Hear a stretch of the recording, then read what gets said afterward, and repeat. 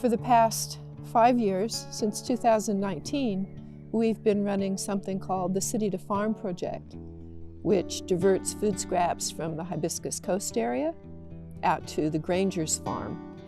The farm is about 25 k's from Hibiscus coast where the food scraps are coming. And so we have a box truck that goes around with a tail lift on it and collects the food scraps in the form of buckets and wheelie bins and brings them out to the farm. And then they sit on the jetty, which Phil and his neighbor built. Keeps all the wheelie bins out of the mud, and the wheelie bins sit and the bokashi composted food scraps cure for about 4 weeks. That pre-composts the materials so they break down very quickly in the swales or in the spice piles. So why are we doing this? Why are we spending all this time and effort to to divert food scraps out to a farm for composting? Well, we're trying to prove that we can improve rural soil. We can clay soil, which is what we have a lot of around here, and change it from one that's non-productive to being productive. So we planted bananas at the same time we started the composting, and now the banana palms are quite big. I don't think the Graingers could have grown bananas before we started doing this. We're getting bananas, and they're coming on stronger every year. We have a number of different ways we compost on the farm.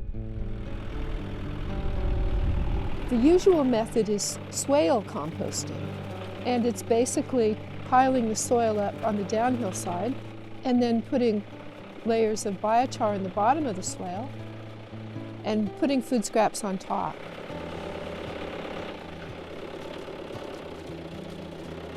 And the process is interesting. It goes through bokashi composting in the buckets or wheelie bins. It heats up a bit when it gets layered into the swales with the mulch and the food scraps, and then it turns into a giant worm farm. Sometimes it's too wet to get the tractor next to the swales. So then we do something called spice piles. And it's basically layering up the bokashi composted food scraps, which are full of all kinds of beneficial microorganisms, a lot of which can survive in anaerobic conditions and actually help break the food scraps down in anaerobic conditions. And basically you layer up the food scraps with the mulch, you cover the whole thing with black plastic, and it heats up until it runs out of oxygen, and then it composts aerobically. We've ended up doing lots and lots of spice piles.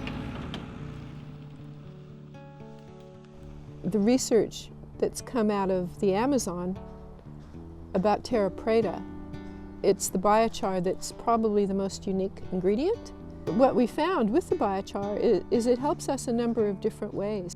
It increases the carbon content of the soil through its stable carbon form by itself, but also by the way it houses microorganisms. It's very porous, very honeycomb-like, and the little microorganisms seem to love living inside of it.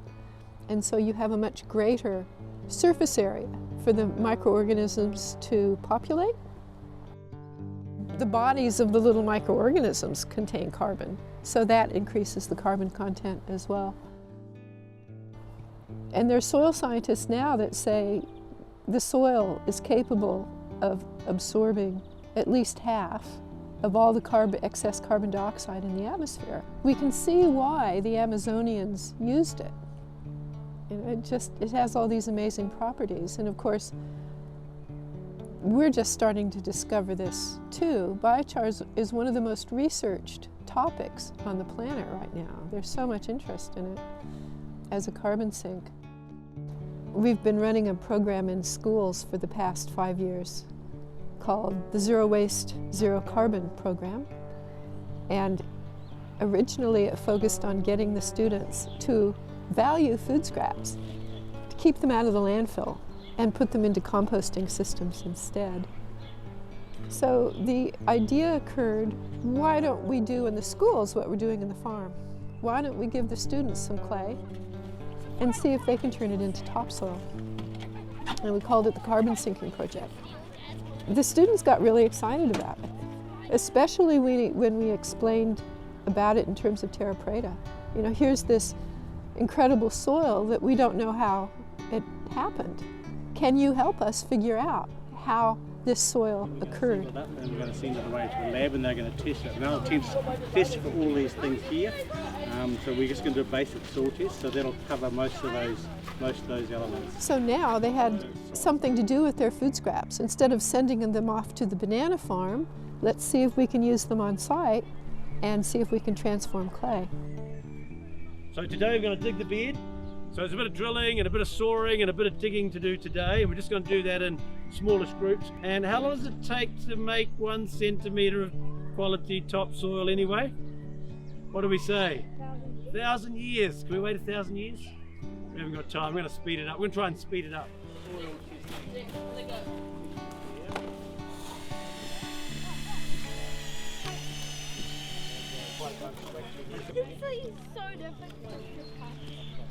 Thanks. Who's got the box? We probably doubled the amount of food scraps that we're getting from the students, and they are digging it into the compost beds or carbon sinking beds. And we have a fellow called Paul Candy with Fonterra who comes out with a whole set of different kits. The biology in the soil keeps the soil warm, so it'll stay much more productive for much longer. So if you push that into the ground, Just wet. Yeah, it already went to wet. yeah, straight to It's wet. already got So all the way the wet. ground is super saturated because we've just had so much rain. Lots of I wet. do testing for farmers, so I'll go on their farm and I'll do a range of tests. So most farms in New Zealand suffer quite severely from compaction. So what's compaction? They test the density of the soil, the infiltration rates. We send samples into the lab to get fertility levels, pH, organic matter content, density, and we will monitor this over time and see what happens. Where should we write it? Here, biochar something. Biochar. Added biochar there. So it's not too acidic. If it was too acidic, we need to add something. And air movement in soil is really critical. Oh, there you go, straight away. Worms. So what worms will do when the soil gets really, really dry, do you know what happens to the worms? Where do they go? They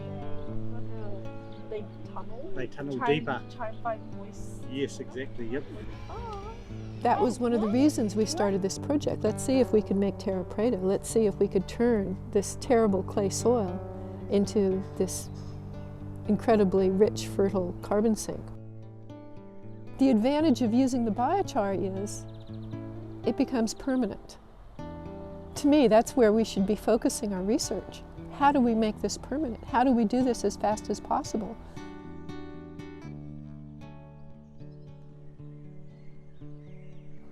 Something that one of the facilitators, the carbon sinking composting facilitators, has said to me is that when they were setting up a carbon sinking bed and digging the food scraps in at Glenfield Intermediate, she said one boy came up to her and said, you know, we write these reports all the time about climate change and we do studies, but now we get to do something about it.